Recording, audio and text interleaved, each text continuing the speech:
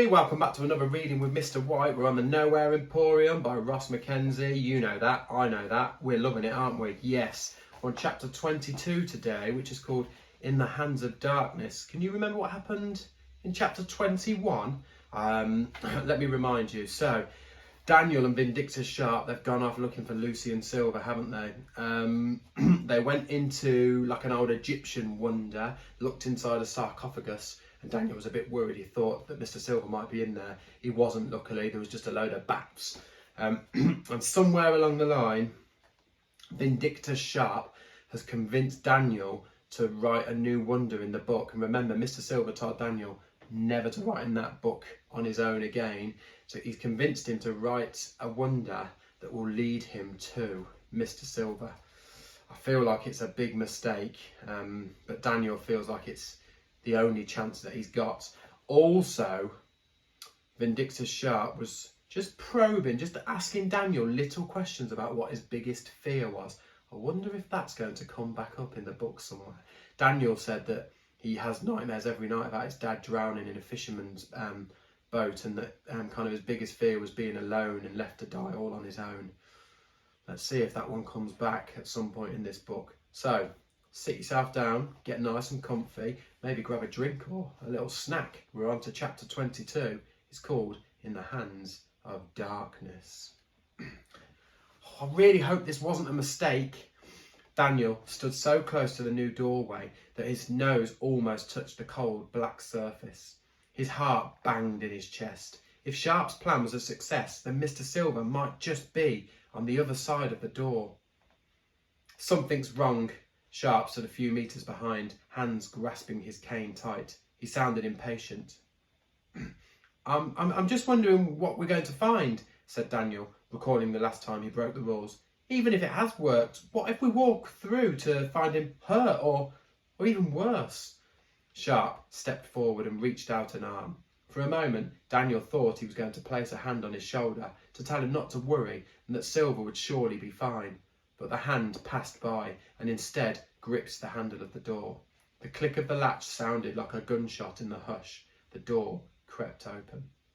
Daniel did not have time to scream. Hundreds of emaciated, wrinkled hands crowded the doorway, reaching and grabbing at him, pulling him forward by the neck and by the hair and ears and the clothes.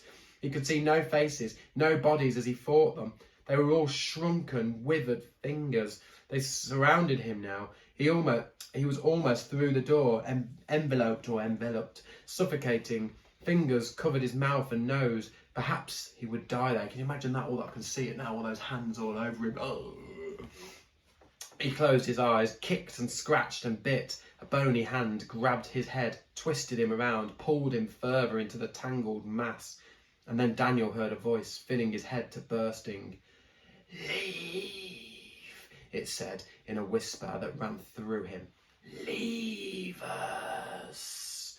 Slowly, the hands released Daniel, and he wriggled and squirmed, feeling less crushing pressure, fewer cold grips.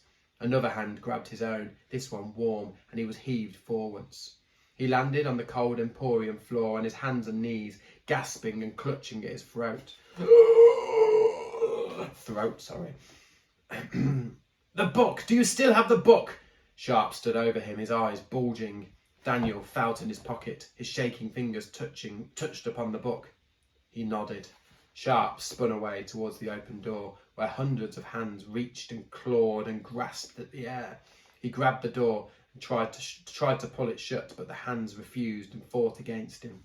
Sharp did not give up. He opened his mouth and yelled a guttural scream from the depths of his belly. He pulled so hard that angry veins appeared on his neck and his forehead. Slowly, the door began to close until the latch clicked and Sharp collapsed against the wood, holding it shut with all of his weight and strength. Get rid of it! He yelled at Daniel. The words shook Daniel from his daze. He reached into his pocket, pulled out the book and found the right page. Tearing it from the book, he ran to the nearest flickering lamp and held the paper to the flame, where it turned to glowing ash and scattered. The cracked black bricks around the door closed in, swivelling and shifting into place, multiplying until the doorway was blocked. The door gone. Sharp leaned against the wall and panting. What did you do? Only what you asked me to, said Daniel. He stared at the book in his shaking hands and at the place on the wall where the door had been. He tried to figure out what had gone wrong. Last time he'd written in the book without permission, Mr. Silver had explained that there was a reason things had gone out of control.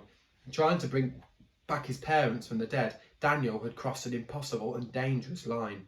This time he'd attempted no such thing, only a simple doorway leading to Mr. Silver. Maybe he just doesn't want us to find him, he said, and his eyes widened as the idea struck him properly. Sharp gave him a quizzical look. What are you talking about? Well, I heard a voice in that room. Leave us, it said. I think it just happened. I think what just happened was a warning from Mr. Silver, a message. He was telling us to not come and look for him. Sharp straightened up and dusted off his suit. I'm growing tired of these games, he said, and his voice was cold and sharp. Then he brushed past Daniel and walked away, his cane clicking on the floor. Not so friendly now, is he? No. As Daniel watched Sharp go, something troubled him.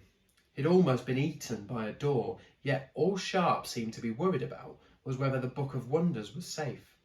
In fact, every time Sharp saw the book, his eyes would shine and a strange look would creep over his face. Daniel stowed the book back into his pocket, let his hands rest on it. Perhaps he was imagining things.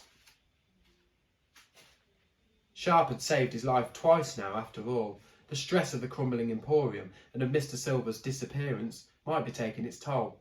He hoped so. All the same, Ellie had been right. Sharp was Daniel's responsibility. From now on, he'd watch his every move. Oh, that was a really short chapter, wasn't it? Quite eventful, though, wasn't it? So he's created the wonder to try and find Lucian. They've gone into that doorway, and there was a load of hands kind of grabbing at him, grabbing his throat and trying to pull him in. And then a strange voice went, "Leave us," just like that. Vindictus has saved Daniel, but did he save Daniel, or was he actually saving the book? Because that's all he seems to be interested in, and he's becoming a little bit impatient, isn't he? Not sure what's going to happen next, but all I know is it's chapter 23 and it's called Creation, and we're going back to Edinburgh, back in time. Edinburgh, June 1896. Perhaps we're about to find out a little bit more about that relationship between Vindictus Sharp and Mr. Silver.